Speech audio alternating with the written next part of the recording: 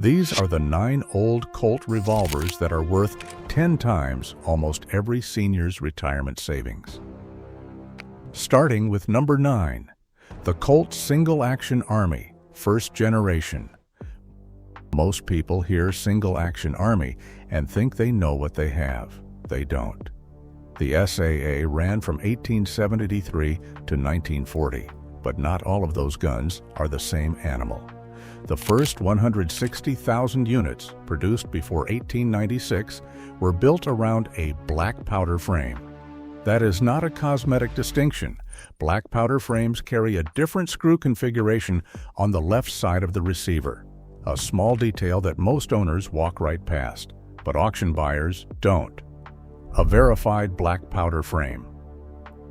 Single Action Army in original finish sold at Rock Island for over $14,000. The same gun with a smokeless era frame in comparable condition? Under $4,000. One screw hole, a $10,000 difference. Here's what most people don't know. The caliber matters almost as much as the frame. The original .45 Colt chambering holds a premium over any rechambered example, and Colts were rechambered constantly throughout the 20th century as owners tried to use modern ammunition. A rechambered barrel can cut value by 40% or more. Beyond the frame and the caliber, look at the serial number. First-generation single-action Army revolvers below serial 100,000 were produced before 1882. Those guns are now over 140 years old. They were carried, they were used, they survived.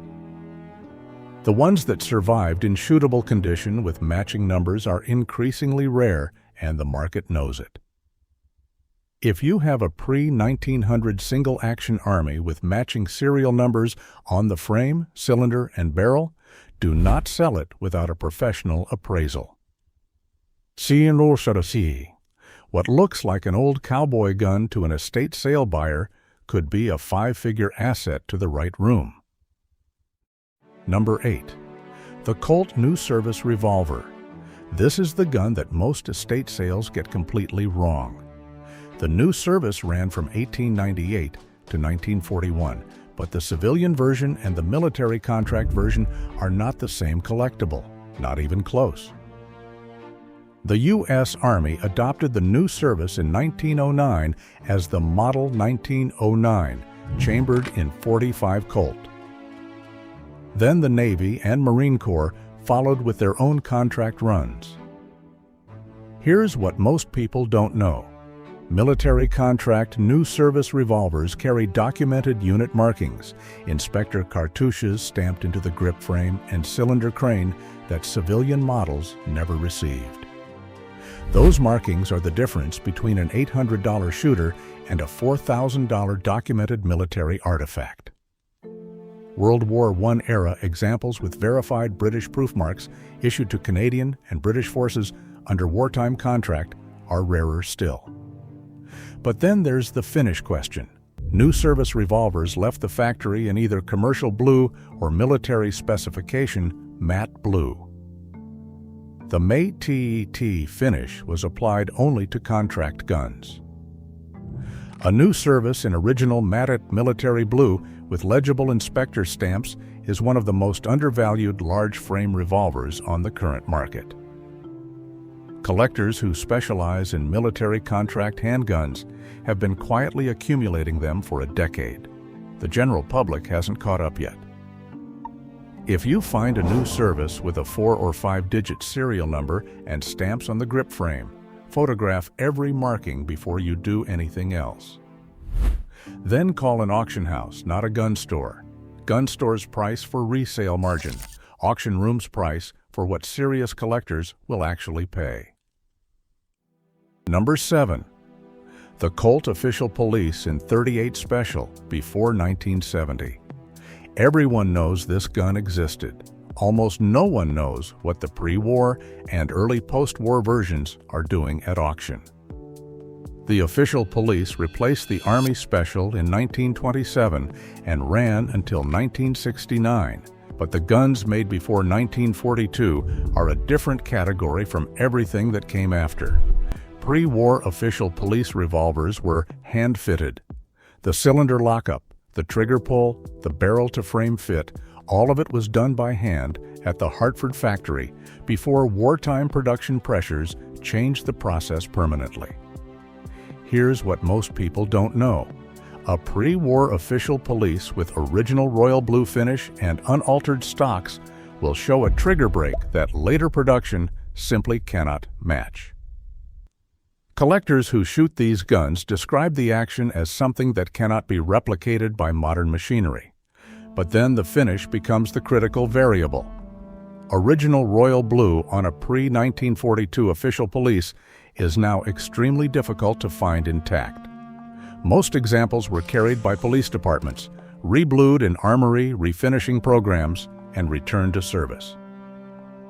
An original finish example with no refinishing is the exception, and the market prices it accordingly. Rock Island has moved pre-war official police revolvers in original condition for over $2,000 in recent cycles. The same gun with armory reblue? Under $600. If you have an official police with a serial number below 300,000 and the blue still shows case color under good light, do not let anyone touch the finish before you get an appraisal. Number 6. The Colt Python, but not the one you're thinking of. Everyone knows the Python is valuable. That's not the insight here. The insight is that most Python owners don't know which Python they have. Python production ran from 1955 to 1999, then resumed in limited form in 2020. But the letter prefix serial number examples, produced in the first years of manufacture before Colt transitioned to numeric-only serials, are in a completely different price category from everything that came after. Here's what most people don't know. Early Pythons featured an etched panel on the barrel rib, a hand-fitted action that took Colt's best gunsmiths hours to complete, and a royal blue finish applied by a labor-intensive process that Colt discontinued as production scaled. The combination of letter prefix serial, etched barrel panel, and original royal blue is what auction buyers are specifically hunting. A Python with all three has sold at Rock Island for over $6,000. A late production Python in comparable mechanical condition, under $2,000. But then there's the 2020 reissue problem. The new Pythons are excellent firearms, but they are not the same gun. The actions are CNC fitted. The finish is different. The investment trajectory is different. If someone tells you a new Python is the same collectible as a 1957 letter series Python, they are wrong. Check your serial number. If it starts with a letter, you may be holding the valuable variant. If you've made it this far, you're already ahead of most people who clicked on this video. The collectors who know what to look for are the ones who walk away from estate sales with 5-figure guns they paid 3 figures for. Stay with me, because the next 3 entries are where the real surprises are. Number 5. The Colt Detective Special, first and second generation. Most people think of this as a small backup gun with limited collector interest. That is exactly the misunderstanding that keeps prices accessible, for now. The Detective Special launched in 1927 as the first short-barreled double-action revolver built on a standard production frame. But then Colt made a decision in the early production run that almost no one talks about. The first-generation Detective Specials were built with a square butt frame, a configuration Colt quietly transitioned away from in the mid-1930s in favor of a rounded butt. Square butt first-generation examples with original checkered walnut grips are now documented as the rarest production configuration of the Detective Special. Here's what most people don't know. The Dick Tracy comic strip, which began featuring a Detective Special in 1931, drove civilian demand so aggressively that Colt's production couldn't keep pace. Early examples that survived the 1930s in collector condition are genuinely scarce. But then the grip question matters more than most owners realize. Original factory grips on a Detective Special are a significant value driver. Replacement grips, even period-correct aftermarket wood, reduce auction results by 20 to 30%. The original grip panels have a specific checkering pattern and a Colt medallion inlay that reproduction grips approximate but don't replicate exactly. If your Detective Special has grips that look slightly off, they probably are. And if they're original, protect them. A first-generation square-butt Detective Special in original condition with correct grips has sold at auction for over $3,000. The same configuration with replaced grips rarely clears $1,000. Number 4. The Colt Army Special and Official Police chambered in 41 long Colt.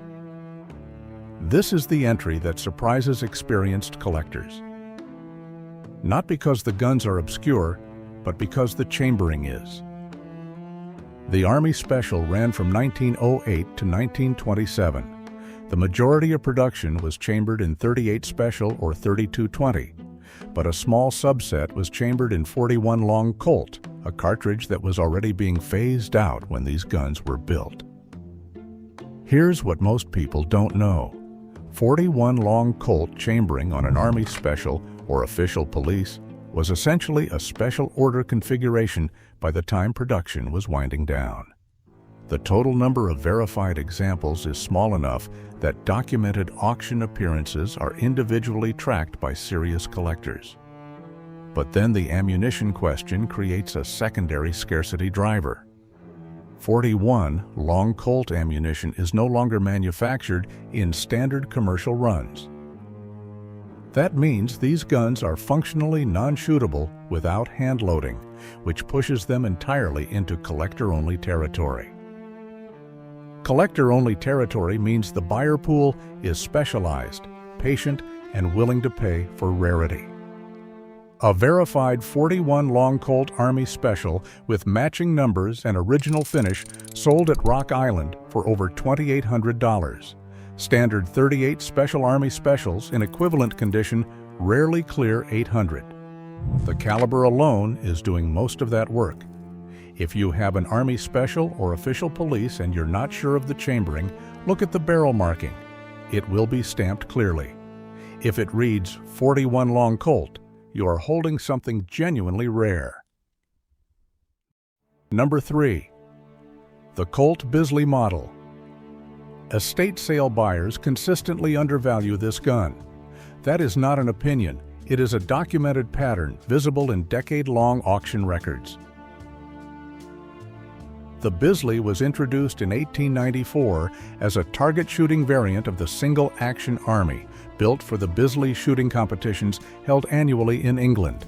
The grip frame was redesigned with a wider lower hammer and a more dramatically curved grip, changes engineered specifically for deliberate aimed fire rather than fast draw. But then Colt produced a variant within the Bisley that even many collectors don't know exists. The Bisley Flat-Top Target Model. Fewer than 1,000 flat-top Bisleys were produced between 1894 and 1912. They came factory-equipped with an adjustable target sight on a flattened top strap, a configuration Colt did not offer on standard production revolvers of that era. Here's what most people don't know. The flat-top Bisley was produced in multiple calibers, and the rarest chamberings appear at auction so infrequently that price comparisons are difficult to establish. When they do appear, they sell. A flat-top Bisley in .45 Colt with original finish sold at Rock Island for over $11,000. Standard Bisley models in comparable condition average between $1,500 and $4,000 depending on finish and caliber. The flat-top premium is real, and it is substantial.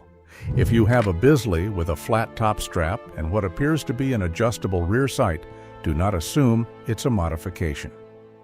Have it examined by someone who knows the difference. Number 2. The Colt New Frontier Single Action Army. This gun gets passed over at estate sales constantly. It looks like an SAA. It carries the SAA profile, and most buyers treat it like one, but it isn't. The New Frontier was introduced in 1961 as Colt's answer to the growing target shooting market. It was built on the single-action Army frame, but fitted with a fully adjustable rear sight on a flat-top receiver, a ramp front sight, and a case-hardened frame with a royal blue barrel and cylinder. Here's what most people don't know. Total production across all three New Frontier generations was just over 15,000 units. That is a small number for a gun that ran across 3 decades. But then the first-generation examples, produced from 1961 to 1975, are the ones the market specifically targets. First-generation New Frontiers were hand-fitted to a standard that later production did not maintain. The case-hardened color on surviving first-generation examples in unpolished condition is among the finest original factory finish remaining on any production Colt from that era. A first-generation New Frontier in .45 Colt with strong case color and original box sold at Rock Island for over $4,000. Without the box, the same gun averages around $2,500. The box alone is worth over $1,000 to the right buyer. If you have a New Frontier and the original box is somewhere in the same house, find it before you do anything else. Number 1. The Colt Walker and the Colt Dragoon. Nothing else on this list comes close. The Walker was produced in 1847, a single production run of 1,000 firearms ordered by the U.S. Army and manufactured in partnership between Samuel Colt and Eli Whitney Jr. 1,000 guns. That is the entire production run. Of those, roughly 110 are believed to still exist in any condition. Here's what most people don't know. The Walker was the most powerful repeating handgun produced in the 19th century, firing a 60-grain powder charge that generated energy levels not exceeded by a production revolver until the .357 Magnum arrived in 1935, nearly 90 years later. But then the Dragoon, which followed the Walker in 1848, adds its own layer to this story.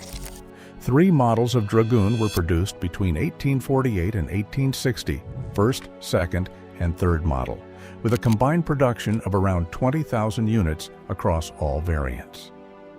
That sounds like a lot until you consider that these guns are now over 170 years old. Surviving examples with documented provenance, military inspection stamps, unit markings, or verifiable chain of ownership are museum-grade artifacts. A verified Colt Walker in shootable condition sold at Rock Island auction for over $430,000. A third-model Dragoon with documented military provenance has sold for over $50,000. Even heavily worn Dragoon examples with no documentation regularly clear $15,000 at serious auction houses. If you find one of these in an estate, and they do surface in estates because families hold on to them without knowing what they have, contact Rock Island Auction Company before you do anything else. Do not clean it. Do not oil it. Do not show it to a gun store. The condition it's in right now, however rough it looks, is the condition that needs to be evaluated by someone who knows exactly what they're looking at. If you've watched this far, you now know more about Colt revolver values than most dealers will ever tell you. Drop a comment with which gun on this list surprised you most.